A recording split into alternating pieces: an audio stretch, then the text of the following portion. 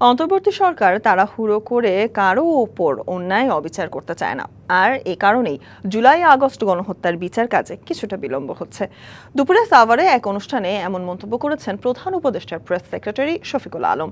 সাভারের খাগানে Manarat international university আয়োজিত জুলাই বিপ্লব স্মরণে পক্ষকালব্যাপী উৎসবের সমাপনী অনুষ্ঠানে যোগ দেন তিনি।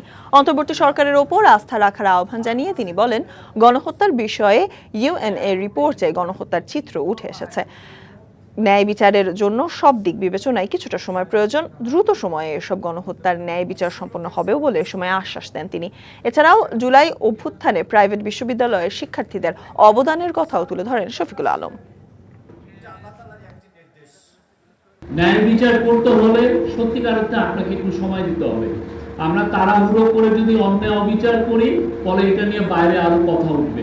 আমরা বলবো যে আমরা ন্যায় প্রতিষ্ঠার জন্য যতটুকু করার দরকার সেটাই আমরা করছি, এবং সেটার জন্য অনেক ক্ষেত্রে একটু ডিলে হচ্ছে, দেরিতে হচ্ছে, কিন্তু সেটা সত্যিকার অর্থে আমরা ন্যায় বিচার প্রতিষ্ঠা করার জন্যই এই ডিলেটা হচ্ছে।